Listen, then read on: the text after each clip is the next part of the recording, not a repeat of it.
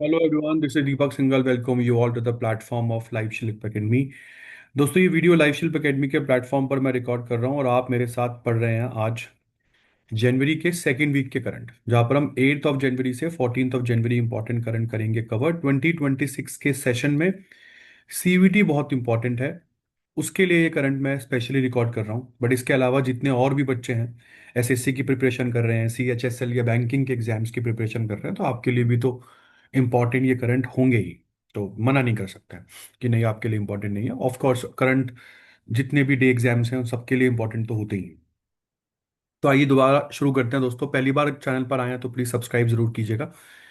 ये है प्रसार भारती। प्रसार भारती जो है उसने बोला कि भाई थाडो लैंग्वेज में जो है ये अपने ब्रॉडकास्ट को रिज्यूम कर रहे हैं। थाडो लैंग्वेज एक्चुअली में आपको बता दूं, ये मणिपुर के इम्फाल वैली के आसपास के जो लोग हैं वो बोलते हैं। थाडो भाषा एक ट्राइबल या कह लो एक भाषा है वहां पर मणिपुर में। और मणिपुर में ये थाडो लैंग्वेज में ब्रॉडकास्ट प्रसार भारती का कब से बंद था? जब से मणिपुर में 2022 23 से ये कुकी और मैथई के जो वायलेंस शुरू हुए हैं 2023 से शुरू हुए ना, तब से ये बंद था। इसके बाद बदलता भारत मेरा अनुभव कैंपेन जो है ये जो है शुरू हुआ, और इस बदलता भारत मेरा अनुभव कैंपेन ने 3 लोगों को यहाँ पर सिटीजन पार्टिसिपेशन के लिए रिकॉग्नाइज किया।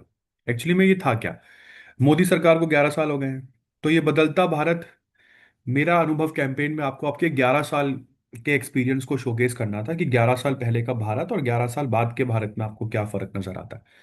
तो इंद्रजीत सुबोध महाशंकर को यहाँ पर फर्स्ट प्राइज मिला है इंस्टाग्राम रील कैटेगरी में।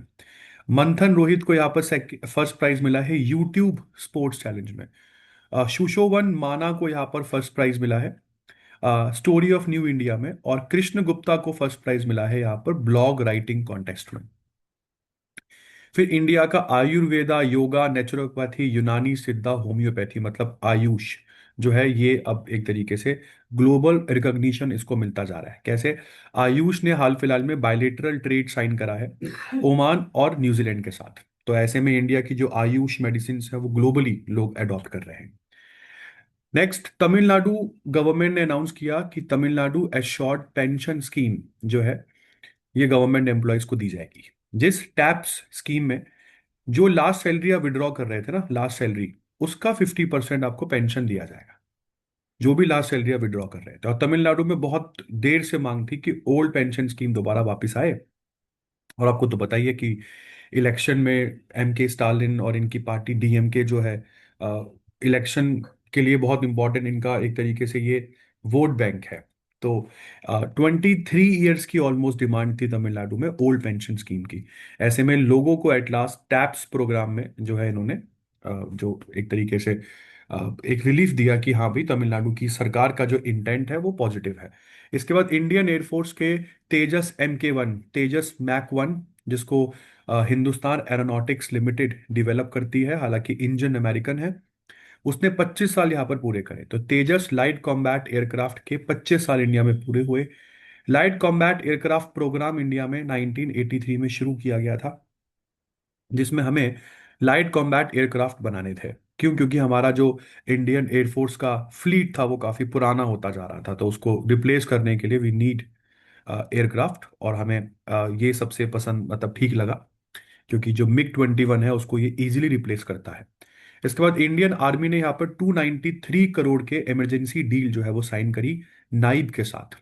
नाइब, और आपको बता दूं नाइब लिमिटेड जो है वो, अच्छा ये डील किस लिए है? ये डील है ये जो ट्रक और ट्रक के ऊपर जो ये आपको रॉकेट्स दिख रहे हैं, तो मतलब इस पूरे की पूरे ट्रक रॉकेट लॉन्चर का नाम है सूर्यास्त्र रॉकेट लॉन्चर सिस्टम। ये सूर्यास्त्र रॉकेट लॉन्चर सिस्टम है। नाइब लिमिटेड जो है वो इसराइल की एल्बिट सिस्टम्स के साथ मिलकर इसको बनाती है। और सूर्यास्त्र के बारे में थोड़ा बहुत बता दूं मैं आपको। ये जो है 150 से 300 किलोमीटर तक के टारगेट को न्यूट्रलाइज कर सकता है। और बहुत ही एक्यूरेसी, बहुत हाई एक्यूरेसी है इसकी, अगर हम बात करें। इसके बाद इंडियन आर्मी ने एक नया बटालियन लॉन्च कर दिया है, भैरव बटालियन। अब जो मॉडर्न वॉरफेयर को देखते हुए ये बटालियन बहुत इंपॉर्टेंट है, क्योंकि ये बटालियन जो है ये ड्रोन इंटीग्रेशन के साथ आती है। ड्रोन्स इनको बहुत अच्छे से चलाने आते हैं। जो मॉडर्न वॉरफेयर जो आजकल है उसमें काफ़ी अच्छा इनका ट्रेनिंग है। भैरव कंटिंजेंट जो है, ये कॉम्बैट कैपेबिलिटीज, इंडियन आर्मी की कॉम्बैट कैपेबिलिटीज को और एनहेंस करेगी। 1 लाख से ज्यादा ड्रोन इस समय हम लोग, आपको पता ही, ऑपरेट करते हैं। उसको चलाने वाला भी तो कोई होना चाहिए, तो Bhairav contingent is that one. In total India ने अभी तक 15 जो बटालियंस है वो रेस कर ली है। 15 बटालियन रेस कर लिया, जो इस बार के 77 रिपब्लिक डे परेड में भी आप लोगों ने दिखाई। हालांकि और 25 बटालियंस को ऐड करना है, तो हम और 25 बटालियन को यहाँ पर ऐड जो है वो कर रहे हैं। इसके बाद सीधा रमैया, कर्नाटका के सीधा रमैया जो कर्नाटका की सीएम है, ये बने कर्नाटका के लॉन्गेस्ट सर्विंग सीएम। इन्होंने डी देवराज का भी रिकॉर्ड जो है वो तोड़ दिया है। कर्नाटका के सीधा रमैया कांग्रेस की पार्टी से है, और ये कांग्रेस की तरफ से कर्नाटका को रूल कर रहे हैं। और 2 बार आपको बता दूं, इन्होंने, सॉरी, 2 बार नहीं, 2793 से ज्यादा दिन ये ऑफिस में एज अ सीएम रह चुके हैं। मतलब 7 ईयर्स 8 मंथ से ऊपर इनको सीएम बने हो चुके हैं।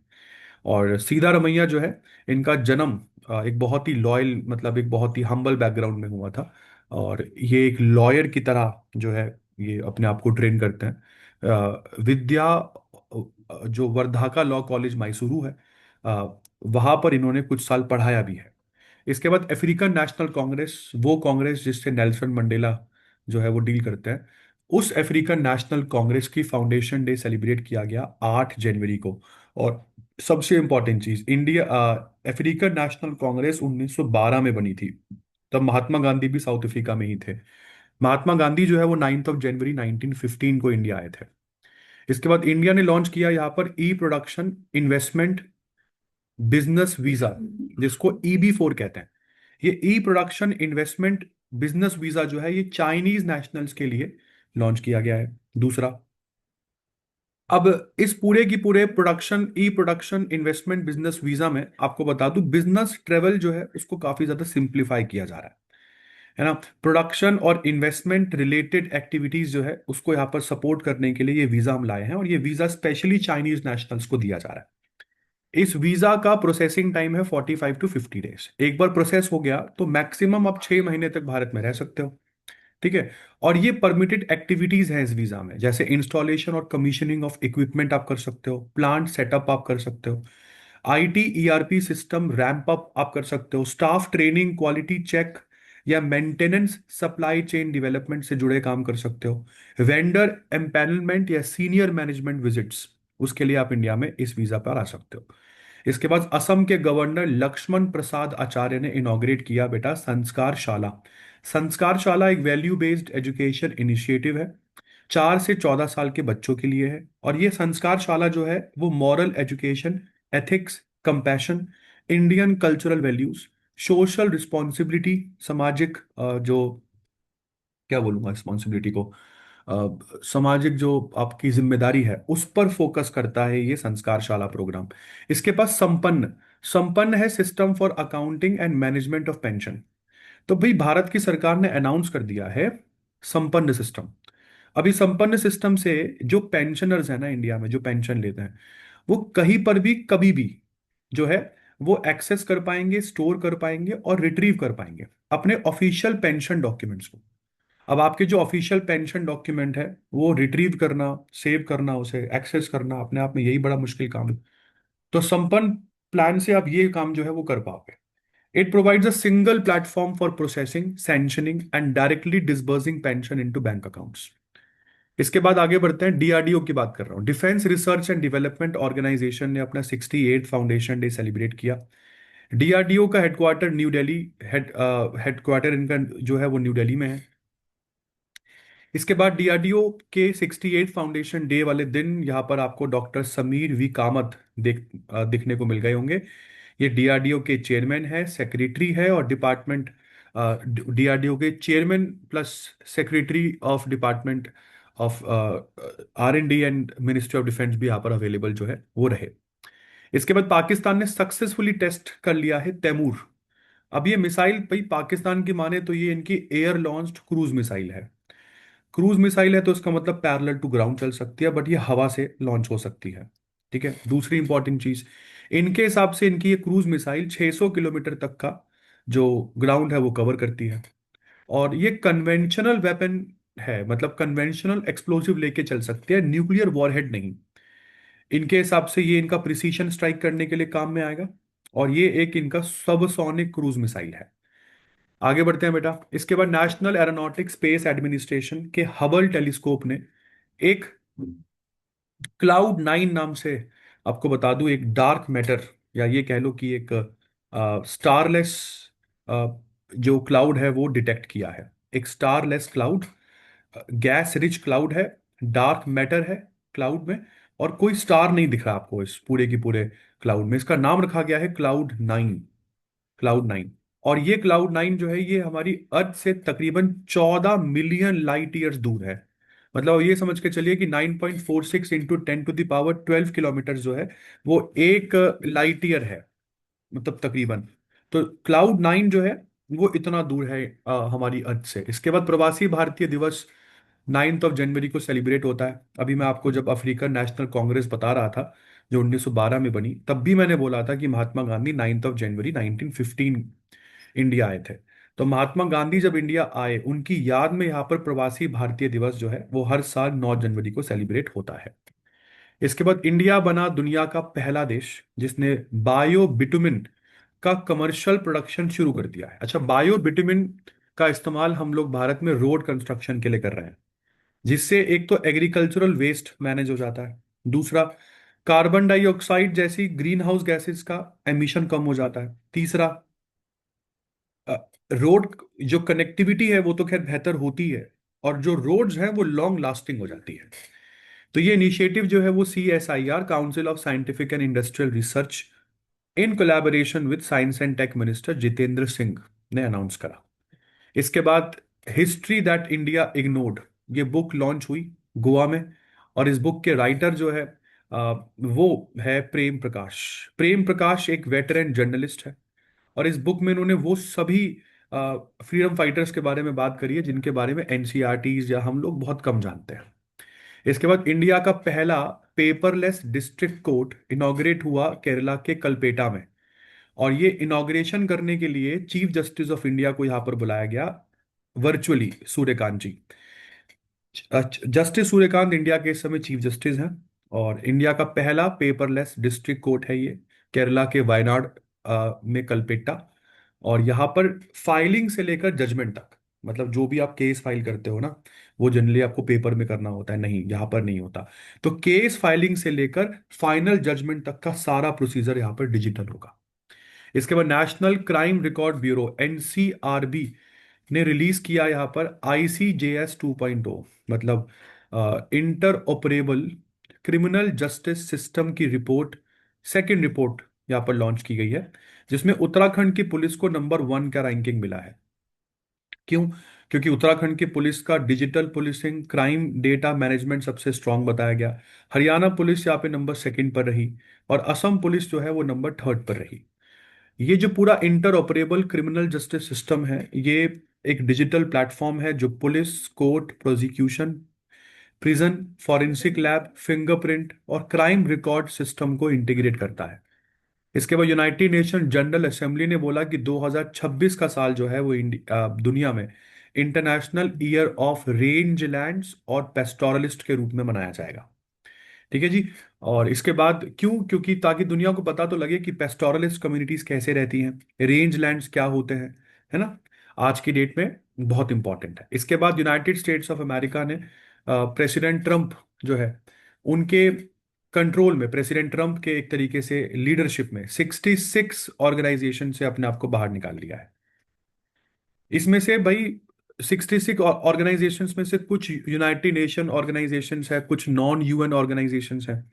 जैसे अगर मैं आपको बताऊं, अच्छा ट्रम्प ने क्या बोला, ये बोल रहा है भैया अमेरिका फर्स्ट पॉलिसी है हमारी, तो हम तो वो सारी संस्थाएं छोड़ देंगे जहां पर हमें ज्यादा पैसा हमको देना पड़ता है या फिर अमेरिका का नुकसान होता है।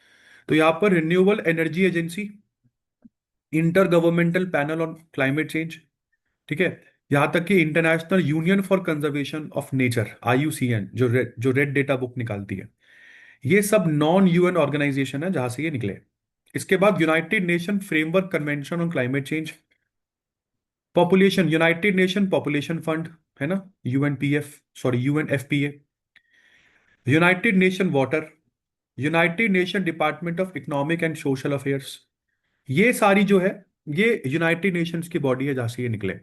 और नॉन यूएन में इंडिया का इंटरनेशनल सोलर अलायंस भी आता है, मतलब जो हेडक्वार्टर्ड इंडिया में है, जो इंडिया ने फ्रांस के साथ मिलकर लॉन्च किया था, उससे भी निकल गए हैं ये।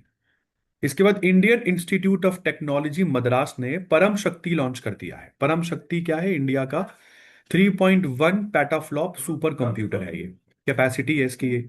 पेटाफ्लॉप मतलब ये 3.1 क्वाड्रिलियन, 3.1 क्वाड्रिलियन कैलकुलेशन एक सेकंड में कर सकता है ये सुपर कंप्यूटर। इंडिया के सबसे पावरफुल सुपर कंप्यूटर्स में से ये एक है। इसको बनाया गया है सीडैक के द्वारा, centre for development of advanced computing, using Rudra series, sorry, using Rudra server series. इसके बाद वर्ल्ड हिंदी डे 10 जनवरी को हम लोगों ने सेलिब्रेट किया, इसको विश्व हिंदी दिवस भी बोलते हैं। इसके लिए आर्टिकल 343 आपको याद होना बहुत जरूरी है। आर्टिकल 343 हिंदी को इंडिया में ऑफिशियल लैंग्वेज बोलता है। ऑफिशियल लैंग्वेज, हिंदी हमारी मदर टंग नहीं, ऑफिशियल लैंग्वेज। इसके बाद इंडिया ने लॉन्च किया Raisena science diplomacy initiative. Raisena science diplomacy initiative से पहले आपको बता दूं, हम एक और रायसेना डायलॉग के नाम से मीटिंग करते हैं। तो ये रायसेना डायलॉग का नया नाम नहीं है, बहुत सारे बच्चे यहाँ पर सोचते होंगे। नहीं, रायसेना डायलॉग के साथ साथ चलेगा ये रायसेना साइंस डिप्लोमेसी इनिशिएटिव है, जिसका बेसिक सा एम ये है कि किस तरीके से डिप्लोमेसी को साइंस एंड टेक के साथ जोड़कर और मजबूत किया जा सकता है। इसके बाद पब्लिक इन्वेस्टमेंट बोर्ड ने, पब्लिक पीआईबी ने अप्रूव कर दिया है कमला हाइड्रो इलेक्ट्रिक प्रोजेक्ट। पहला क्वेश्चन, कौन सी रिवर पर बनेगा? तो कमला रिवर पर बनेगा ये। दूसरा क्वेश्चन, इंडिया में कहां पर है? अरुणाचल प्रदेश में है। तीसरा, ये कमला रिवर कहां पर है? कमला रिवर है कुरुंग और कुमे, कुरुंग एंड कुमे डिस्ट्रिक्ट है अरुणाचल प्रदेश का। ठीक है, तो वहां पर इसको बनाया जा रहा है। इसके बाद आगे बढ़ते हैं। आकाशा एयर बनी इंडिया की पांचवी एयरलाइन, जिसने आईएटीए ज्वाइन करा, international air transport association join करने वाली इंडिया की पांचवी एयरलाइंस है ये। अच्छा, बाकी की चार कौन सी है? Air India, air India express, और गजब की चीज देखो, स्पाइस जेट। ये तीनों टाटाज की है। फोर्थ नंबर पर इंडिगो है, और उसके बाद अब आ रही है आकाशा एयर। फिर आता बेंगलुरु। दुनिया में, इंडिया में विमेन के लिए सबसे बेहतरीन, सबसे बेस्ट सिटी जो है वो बेंगलुरु है। बेंगलुरु के बाद चेन्नई को यहां पर बताया गया। चेन्नई के बाद पुणे नंबर थर्ड पर है। हैदराबाद नंबर फोर्थ पर बताया गया। और यहां तक कि मुंबई जो है वो नंबर फिफ्थ पर यहां पर दिखाई गई। एक भी नॉर्थ इंडियन सिटी विमेन के लिए बेस्ट नहीं है। ये स्टडी जो है वो अवतार ने रिलीज करी है, जो एक Chennai based work place inclusion firm है। इंडिया की 125 सिटीज को यहां पर रखा गया था। इसके बाद फास्टेस्ट स्पिनिंग एस्टेरॉइड, आप सभी को पता है कि भाई एक मार्स है, एक मार्स है और एक जुपिटर है। तो मार्स और जुपिटर की ऑर्बिट के बीच में हजारों की संख्या में जो है वो एस्टेरॉइड देखने को मिलते हैं, जिसमें सबसे बड़ा एस्टेरॉइड जो है वो है सीरीज, सीरीज। और ब्राइटेस्ट एस्टेरॉइड जो आपको दिखता है उसका नाम है फोर वीस्टा, फोर वेस्टा। तो एस्टेरॉइड बहुत सारे, मतलब बड़े बड़े एस्टेरॉइड्स हैं जिनके अलग अलग डायमीटर्स हैं। तो अभी ये एक नया एस्टेरॉइड हमको देखने को मिला है जिसका नाम है वीरा सी रूबिन। वीरा सी रूबिन, अच्छा एस्टेरॉइड का नाम नहीं है, ये ऑब्जर्वेटरी का नाम है, माफ कीजिएगा। तो वीरा सी रूबिन ऑब्जर्वेटरी ने आइडेंटिफाई किया है MN45 एस्टेरॉइड को, और कहा है कि 710 मीटर का तो इस एस्टेरॉइड का डायमीटर है। मतलब जो कि इस पूरी की पूरी धरती पर जितने स्काई स्क्रेपर्स हैं, है ना, जितने भी स्काई स्क्रेपर्स हैं, उनके साइज से ऑलमोस्ट बड़ा है ये एस्टेरॉइड। और ये जो है 113 सेकंड में एक रोटेशन पूरा कर लेता है, जो 500 मीटर से बड़े एस्टेरॉइड में सबसे फास्टेस्ट है। मतलब जो एस्टेरॉइड 500 मीटर से बड़े हैं ना, वो एस्टेरॉइड 113 सेकंड में एक रोटेशन पूरा नहीं करते हैं। तो ये अपने वेरिएंट में जो है वो सबसे बड़ा बताया जा रहा है। अपने वेरिएंट में सबसे बड़ा ये एस्टेरॉइड जो है ये बताया जा रहा है। इसके बाद आगे बढ़ते हैं जी। नेक्स्ट, नेक्स्ट करंट जो है वो आप लोगों के पास आ जाता है, लाल बहादुर शास्त्री की डेथ एनिवर्सरी। लाल बहादुर शास्त्री जो है ये 11 जनवरी 2026 को इनका डेथ हुआ। इसके बाद सबसे इंपॉर्टेंट चीज, तो लाल बहादुर शास्त्री जो है इनके बारे में आपको बता दूं, 2026 11 जनवरी को ये जो है मतलब इनका डेथ हुआ। और 11 जनवरी 1966 इंडिया के पहले पीएम थे जिनका डेथ इंडिया के बाहर हुआ था, लाल बहादुर शास्त्री। ताशकंद, उज्बेकिस्तान आज जो है। और ताशकंद एग्रीमेंट जो था, ये बड़ा फेमस है लाल बहादुर शास्त्री के लिए। और क्यों फेमस है मैं ये भी बता दूं, क्योंकि 1965 की वॉर में पाकिस्तान को बहुत बुरी तरीके से हराया था। और जो पाकिस्तान है, वो ये सोच रहा था कि इंडिया जो है वो बहुत वीक होगा, क्योंकि 1962 की वॉर में तो हार गए थे हम। तो ऐसे में उस समय ताशकंद जो था वो यूएसएसआर का पार्ट हुआ करता था, और हमको बुला लिया और पाकिस्तान को बुला लिया। तो यहाँ पर कभी के बाद पूछा जाता है कि वो कौन सा लीडर था पाकिस्तान की तरफ से, जो इस एग्रीमेंट को साइन करने के लिए ताशकंद उज्बेकिस्तान में गया हुआ था। तो भाई इंडिया की तरफ से तो पीएम गए हुए थे, प्राइम मिनिस्टर जिनका नाम था लाल बहादुर शास्त्री। और पाकिस्तान की तरफ से उनके प्रेसिडेंट आए हुए थे मोहम्मद आयूब खान। तो वो पाकिस्तान को रिप्रेजेंट कर रहे थे। तो जनवरी 1966, 10 जनवरी को एग्रीमेंट हुआ, 11 जनवरी को लाल बहादुर शास्त्री जो है वो ताशकंद में ही पास्ड अवे। इनका कोई पोस्टमार्टम नहीं होता है, जिसकी वजह से जो मतलब डाउट है वो और ज्यादा बढ़ जाता है। लोगों को लगता है कि भाई, मतलब ये तो बहुत ही गलत काम हुआ। मतलब कि कैसे बहुत गलत काम हुआ कि पता ही नहीं यार, हमें ये बात ही नहीं हमको समझ में आई कभी कि आखिरकार कैसे ही डाइड, मतलब how Lal Bahadur Shastri he died. कम से कम एक पीएम लेवल तक के कैंडिडेट का जो है उसका तो पोस्टमार्टम होना चाहिए था। इसके बाद फ्रेंड्स आगे बढ़ते हैं। नेक्स्ट है नेशनल यूथ डे। ये स्वामी विवेकानंद जी की बर्थ एनिवर्सरी को सेलिब्रेट करते हैं आप लोग। राष्ट्रीय युवा दिवस भी उसको बोला जाता है। इसके बाद Aralam wild life sanctuary, Kerala की पहली बटरफ्लाई सेंचुरी बनी। केरला की पहली बटरफ्लाई सेंचुरी है ये अरालम वाइल्ड लाइफ सेंचुरी, जो अब अरालम बटरफ्लाई सेंचुरी के नाम से जानी जाएगी। इसके बाद UIDAI, उडाई, वो ऑर्गेनाइजेशन जो आधार कार्ड इशू करती है ना, unique identification authority of India. इस कंपनी ने अपना एक नया मैस्कॉट लॉन्च कर दिया है, मैस्कॉट जिसका नाम रखा है उदय। ये पब्लिक कम्युनिकेशन को इंप्रूव करेगा, ऐसा इस कंपनी को लगता है। क्यों? क्योंकि एक बहुत ही एक ऐसा कंपेनियन बनेगा ये उडई, जो आधार रिलेटेड इंफॉर्मेशन को ह्यूमनाइज करने की कोशिश करेगा। टेक्नोलॉजी और सिटीजन्स के बीच में जो गैप है ये उसको भरेगा। और आधार सर्विसेज जो है उनको बहुत ही सिंपल, एंगेजिंग और रिलेटेबल मैनर में जो है वो एक्सप्लेन कर पाएगा। इसके बाद मलेशिया ने कुछ समय के लिए इलॉन मस्क के XAI चैटबॉट ग्रॉक पर जो है बैन लगा दिया है। मैंने आपको पहले भी बताया था अपनी बहुत सी वीडियो में कि उनका जो ग्रॉक है वो बहुत ही ओवर सेक्सुअलाइज्ड, नॉन कंसेंसुअल इमेजेस जो है वो जनरेट करके दिखाता है, जो कि ठीक नहीं है। हालांकि इंडोनेशिया ने भी ग्रॉक पर बैन लगा रखा था, और इंडोनेशिया ग्रॉक पर बैन लगाने वाली पहली कंट्री है। हालांकि अब दूसरी मलेशिया बनी है। इनका ग्रॉक का एक और वर्जन है बच्चों के लिए, बेबी ग्रॉक के नाम से। इसके बाद Indian army officer major Swati Shanta Kumar को यहां पर मिला United Nation secretary generals award. ठीक है जी। क्यों? इनका एक प्रोजेक्ट है इक्वल पार्टनर्स करके, तो अपने प्रोजेक्ट इक्वल पार्टनर्स की वजह से इनको ये अवार्ड जो है वो मिला। इसके बाद दोस्तों आगे बढ़ते हैं। क्योंकि मेजर स्वाति शांता शर्मा को, जो जैसे मैंने आपको बताया, इनका प्रोजेक्ट जो है वो है इक्वल पार्टनर्स लास्टिंग पीस। तो इसलिए इनको Indian army officer major Swati Shanta ji को जो है United Nation secretary generals award मिला। इसके बाद छत्तीसगढ़ जो है, उन वो अपार आईडी जनरेशन में इंडिया में सबसे आगे है। अपार आईडी क्या है भाई? Automated permanent academic account registry कहते हैं अपार को। और 88.63% कवरेज है इस समय पूरे छत्तीसगढ़ में स्टूडेंट्स का अपार आईडी में। अपार आईडी एक डिजिटल परमानेंट एकेडमिक आइडेंटिटी मान के चलिए आप, जो जितने भी स्टोरेज है, मतलब certificates, credits, achievements, academic records, है ना, इन सब चीजों को ये स्टोर करता है अपार आईडी। बहुत इंपॉर्टेंट है।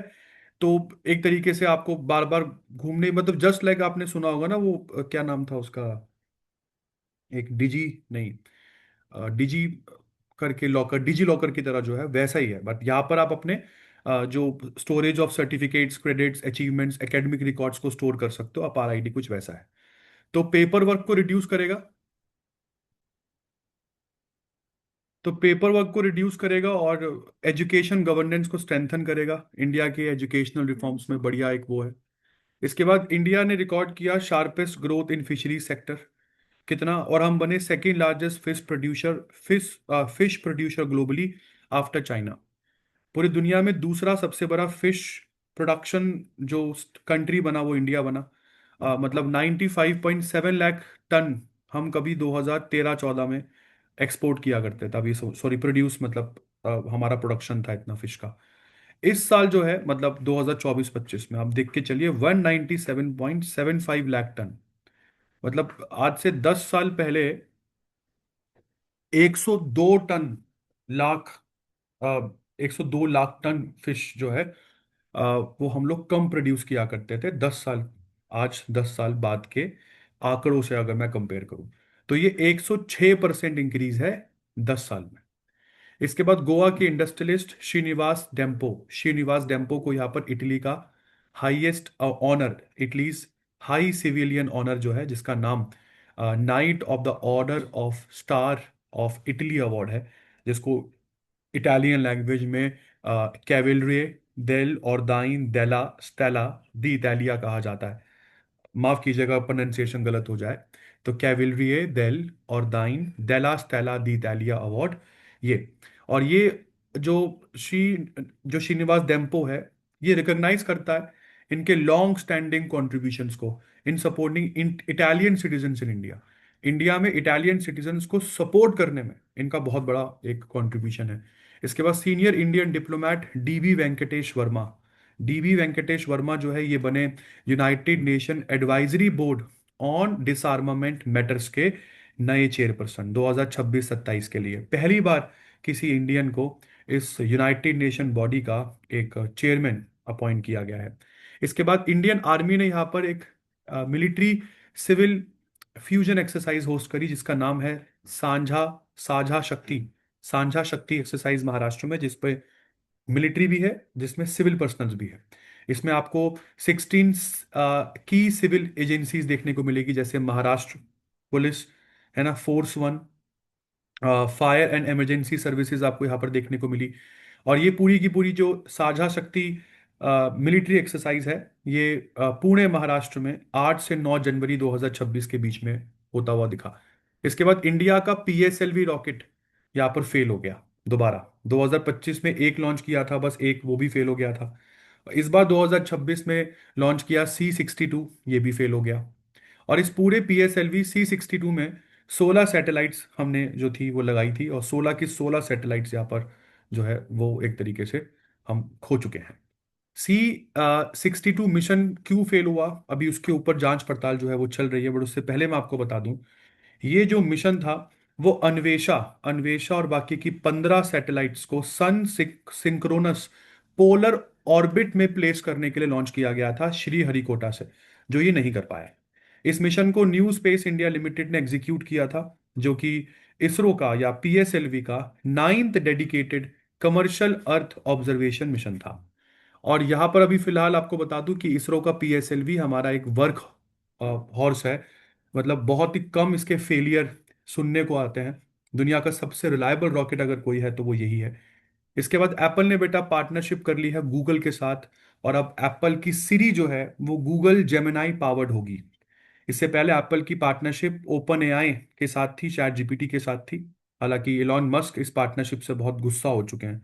उनका मानना ये है कि कंपटीशन बिल्कुल खत्म हो जाएगा अगर ये हुआ तो। अब तो खैर हो गया, अब क्या होना है। तो एप्पल को लगा कि यार जो आर्टिफिशियल इंटेलिजेंस गूगल का है और जितना पैसा उन्होंने खर्च किया उसको डेवलप करने में, उतना ये लोग नहीं कर पाएंगे। तो उससे अच्छा क्या है कि जो मिल रहा है गूगल का उसी को ले लेना। तो सबसे केपेबल एआई फाउंडेशन माना जाता है इस समय गूगल का एआई जेमिनाई। इसके बाद आगे बढ़ते हैं। चाइनीज साइंटिस्ट ने डेवलप करा दुनिया का पहला लूनर टाइम कीपिंग सॉफ्टवेयर। नाम है इसका LTE-440, lunar time ephemeris. Lunar time ephemeris क्यों? क्योंकि चांद पर जो टाइम है ना वो धरती के टाइम से 56 माइक्रोसेकंड फास्ट चलता है। तो ये जो पूरा की पूरा एक सॉफ्टवेयर है वो मून पर जो टाइम है उसको सही से कैलकुलेट कर पाएगा, नेविगेट कर पाएगा, मून पर लैंडिंग्स ठीक टाइप से हो पाएगी, कम्युनिकेशन सिस्टम बेहतर हो पाएंगे फॉर फ्यूचर लूनर मिशंस। ठीक है जी। इसके बाद आगे बढ़ते हैं, last but not the least, Virat Kohli बने second highest run scorer in international cricket. Virat Kohli की हम बात कर रहे हैं। विराट कोहली ने यहाँ पर कुमार संगकारा का रिकॉर्ड जो है वो ब्रेक करा। हालांकि अभी भी नंबर वन पर आपको सचिन तेंदुलकर ही देखने को मिलेंगे 34,357 रन के साथ। हालांकि विराट कोहली जो है वो 28,068 रन के साथ नंबर दो पर आपको देखने को मिल रहे हैं। टॉप फाइव में टॉप टू इंडियन है और दो ही श्रीलंकन है। श्रीलंकन में कुमार संगकारा और महिला जयवर्धने दिखेंगे। ऑस्ट्रेलियन प्लेयर तो बस एक ही है, रिकी पॉन्टिंग। और इसी के साथ this is the end of video on second week of January month. I hope आपको अच्छी लगी होगी। और जैसे हमेशा की तरह इस वीडियो में भी I just covered 48 important topics for your exams. And dear, if you are watching this video for the first time, humble request है कि आप प्लीज चैनल को सब्सक्राइब करें। And with this note, this is Deepak Singhal signing off. मिलते हैं next video में बहुत ही जल्द, तब तक अपना ध्यान रखिएगा।